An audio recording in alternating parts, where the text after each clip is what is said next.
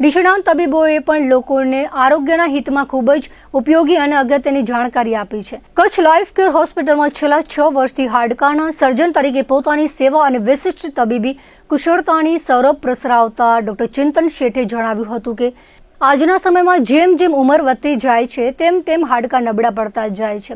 હાડકાને મજબૂત રાખવા માટે જીવનશૈલીમાં સુધારો કરવાની ખાસ જરૂર છે, જેમાં નિયમિત વોકિંગ અને કસરત કરવી જોઈએ. સાથે સાથે ખાણીપીણીમાં પણ યોગ્ય ફેરફાર કરવા પર ભાર મૂકતા ડોક્ટર ચિંતન શેઠે જણાવ્યું હતું કે આ બાબતોનું નિયમિતપણે પાલન કરવામાં આવે તો લાંબા સમય સુધી હાડકાં મજબૂત રાખી શકાય છે.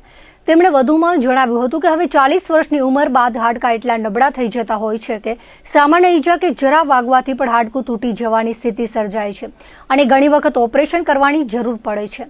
વ્યસન સામે સૌને સાવચેત કરતા તેમણે જણાવ્યું હતું કે વ્યસનને કારણે લોહીની નસો સંકોચાઈ જાય છે, જેના પરિણામે હાડકાને જેટલા પ્રમાણમાં લોહી મળવું જોઈએ તેટલા પ્રમાણમાં મળતું નથી અને તેના કારણે હાડકાં ધીમે ધીમે નબળા પડતા જાય છે. ખાસ કરીને ધૂમ્રપાન અને ગુટખા ખાવાની આદત ધરાવતા લોકોના હાડકાં પણ સમય જતાં નબળા પડવાની શક્યતા રહે છે. તેથી આવા વ્યસનથી દૂર રહીને સ્વસ્થ જીવનશૈલી અપનાવવી જોઈએ, તેમ ડોક્ટર ચિંતન શેઠે જણાવ્યું હતું. આજના જમાનામાં હાડકાં એ જેમ જેમ ઉંમર વધે છે એમ બહુ જલ્દી નબળા પડતા જાય છે.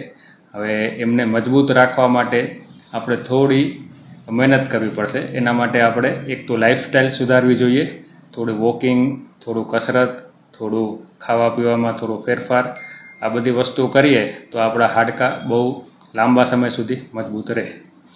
જો આપણે આ બધી વસ્તુમાં હમણાં કે અત્યારે ધ્યાન ના આપીએ તો હવે એના જમાનામાં 40 વર્ષ પછી હાડકાં એટલા નબળા પડી જાય છે કે થોડુંક પણ લાગે તો ફ્રેક્ચર થઈ જાય અને પછી ઓપરેશનની જરૂર પડે.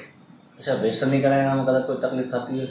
વ્યસનના કારણે જે લોહીની નસો હોય ને એ બહુ સાંકડી થઈ જાય અને એના કારણે જે હાડકાને લોહી પહોંચવું જોઈએ એ ઓછું પહોંચે એટલે હાડકાં નબળા પડે. એટલે જ્યારે આપણે જેને શું કહેવાય સ્મોકિંગ કે ગુટખા ખાવાની આદતો હોય એમના હાડકાં ધીરે ધીરે નબળા પડતા જાય.